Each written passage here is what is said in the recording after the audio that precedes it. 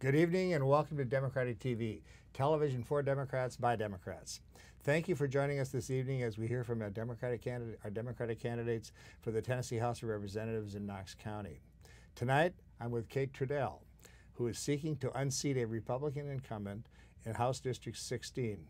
Welcome to DTV, Kate. Thank you so much for having me. I'm grateful to be here. Please tell our audience a little bit about yourself, who you are running against, and why you are running for the seat in the Tennessee House of Representatives. Sure. So I'm Kate Trudell, and I grew up in a little teeny town in South Carolina, very rural community. My mother was an educator, and my dad ran a small family business that my grandfather started about 70 years ago. So I grew up kind of in a hardworking, middle-class family and moved to Tennessee about 15 years ago. My husband and I have two small children. One of our children has some special needs. And a lot of people have asked me over the past few months, why are you running? Why on earth did you make this decision?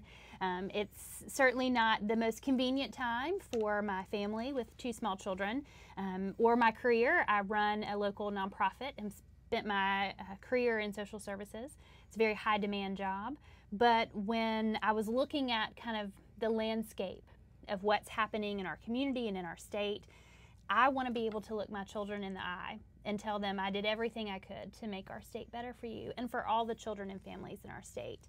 And working in a field where I spend every day serving others and lifting other voices up and trying to advocate for others, I see that piece missing too often in our state house, where we have representatives that focus more on what lobbyists want, what special interest wants, instead of what really matters to the hardworking everyday people in our community.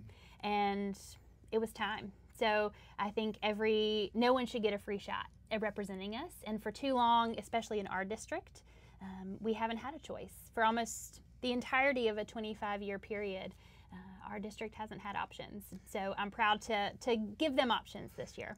And who is your opponent? I'm running against Bill Dunn. Bill Dunn? Representative Bill Dunn. He's had the seat for about 24 years.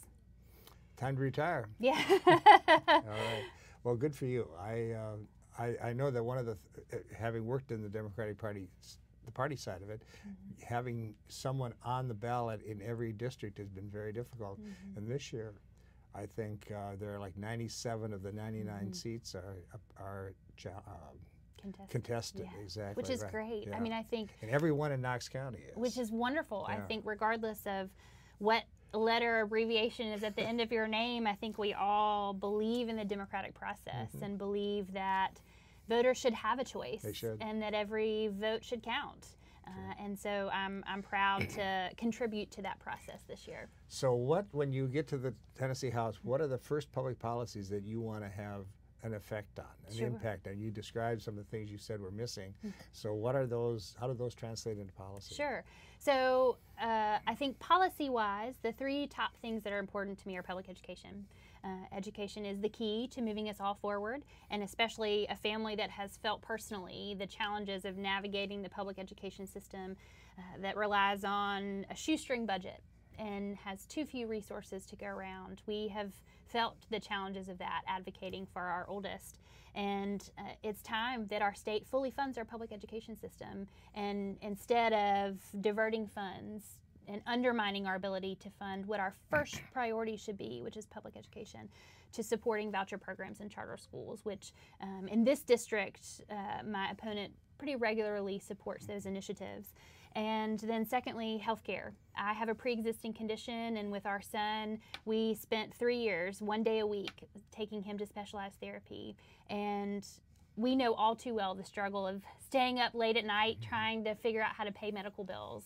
And at the end of the day, no one in our state should have to choose between treating an illness and feeding their children. And with our Republican governor even supporting the expansion of Medicaid, it's difficult to comprehend why our legislature hasn't followed his recommendation and the will of the majority of Tennesseans. So that would be one of my first and top priorities.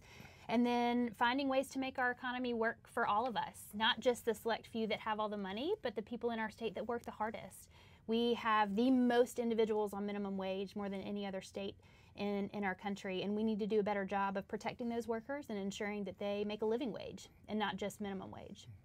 Well, one of the things, of course, that Tennessee doesn't really have a minimum wage. That's right. And so one of the things you can work on right away would be Tennessee's share of that minimum wage. Absolutely. And certainly education. I know that your opponent is a very strong advocate of the voucher system. I think he's a very strong advocate for private schools. And that's a religious belief of his, I believe. And, you know, I think if parents want to send their children to private school, by all means. We just shouldn't be doing it on the backs of children and families that rely on public education. Right. It allows the legislature to underfund and then justify that underfunding because they don't need them all. That's right. And interestingly enough, in our state, some school districts have banded together and actually tried to sue the state of Tennessee for not fully funding our public education system. And instead of rolling up their sleeves and trying to find solutions for that problem, we had representatives, including my opponent, who proposed legislation to actually block school districts from suing the state. So instead of saying, how can we solve this problem, we're just going to close the door. And that's not fair to hardworking people in our state. You told me before we got on the air that your opponent, or your opponent, I guess we should call him, believes that he does things because his lobbyists tell him that's what to do. Along that vein, what are your constituents when you're now knocking on doors? What are they telling you they want? I mean, what are the three issues that you've raised? Are they the things you're hearing from your constituents? They are. Public education being and healthcare being the top. I actually have talked to more teachers over the past few weeks knocking on doors, and almost every one of them was outraged that our public education system doesn't get more support from our state legislature. And teachers are feeling the weight of that, and they are ready for things to change. You know that, about 4 or 5 or 6 years ago, there was an effort in Knox County called the Save Our Schools, SOS, in which they were trying to mobilize enough county residents or voters behind a tax increase. And of course, that tax increase was axed by a Republican county mayor, and who happens to be very proud of the fact that he was able to do that. So I mean, there's a real struggle in the political arena over funding public education, and yet I think many of those who oppose the full funding of it are products of it, and they went to school. I mean, they went to school. They sent their kids that way. I mean, it just boggles my mind to figure out that we haven't figured out that is the most important thing. And I get people's concern over raising taxes. I know for a family like ours, every penny counts, and it's hard to think, how can I budget for that? And so certainly my approach isn't to raise taxes necessarily, but knowing that we have the money. It's just a matter of prioritizing how we spend it. We outspend per prisoner in our for-profit prison system to student in our public school system 3 to 1. So we have the money. We just need to do a better job of prioritizing what's important to people in our state, not what's important to special interests and lobbyists. There's a website or a newspaper page on the New York Times website in which they give. It's an interactive website in which you can look and see how much your state spends on business incentives to grow the economy, and then you can take that money and you can figure out how much they spend per pupil doing that versus spending it on education.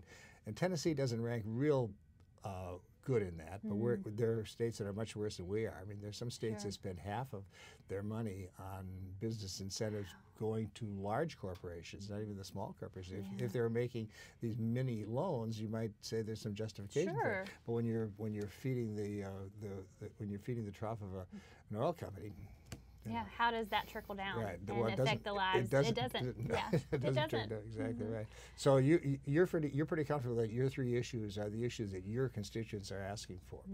Okay, what are some of the things that this legislature has been pretty profligate in passing a lot of laws that I don't think had any bearing whatsoever on making it good for us? Right. If you could pick 2 or 3 laws or areas of laws that you'd like to reverse when you get to the legislature, what are they? So I think not necessarily just legislation, but a mindset. I think this sort of approach of exclusionary style politics that our legislature has focused on ways to cut people out. How can we cut people out of access access to health care? How can we cut people out to save money on education? And that approach just doesn't work. And I think most people in our community are frustrated by that approach. And then I think this focus on easy wins and photo opportunities has got to stop. The issues that are affecting day-to-day people in Tennessee are too important for us to focus on what the state book of Tennessee is going to be or what the state gun of Tennessee is going to be. Hardworking people in our state don't care about those things. They care about, how am I going to feed my kids? How am I going to make a living? How am I going to save for retirement?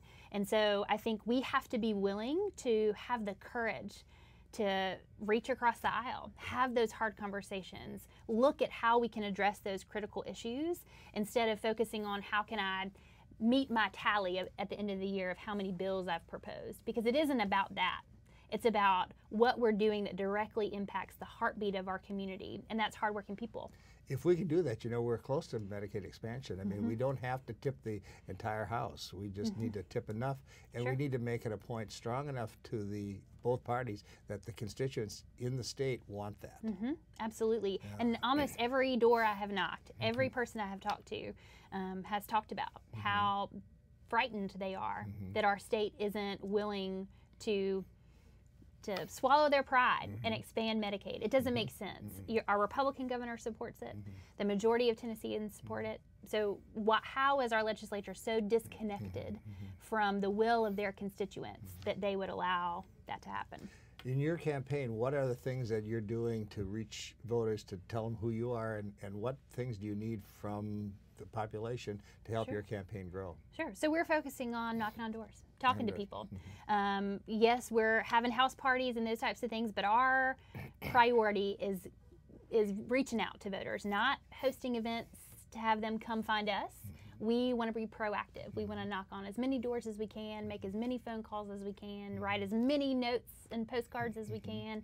And we've had a lot of fun doing it. Honestly, we've had some great conversations over the past few months. And so we need all the help we can get. It's all hands on deck time. So as many volunteers as we can get in our corner to help with those things, help us reach out and connect and listen to what the constituents in our community are asking for and what their priorities are, I think we can win in November. Do you get some organizational help from the party doing some of those things so that you know where to go and which voters to talk to, who are the voters? Sure, absolutely. We have great support from the party, so we have access to a lot of great information, and we're also part of the statewide coordinated campaign that supports a whole slew of candidates across the state, which has been a great resource to have. I will say this, I've been here about 12 years, and this is the first time I've seen the campaign quite as, I guess, organized and quite as focused as it is this year. I mean, it really is. It should be the year. It should be the year that we make a pretty big dent in that majority. I think we can, and you know, they tell you that that your race is the most important race, but I think what's been really special about this cycle is that there are so many of us running for the first time, and so many of us who are supporting each other and really working together, and so it really has felt like a magical time to be campaigning and to be part of this process. I got that feeling at the botany, not the botany center, the Get Out the Vote event. Yes, exactly right. I felt that was it. So, are there any? We're close to the end. Is there anything that you want to say in the next 10 seconds? Sure. I think more than anything, I would be honored to have your vote in the fall. But get out and vote. Get out and vote. Get out and vote. All right. Okay. Thank you so much. Kate, we're out of time, but thank you for this interesting discussion, and thanks to the audience for joining us. Thank you so much. Thanks.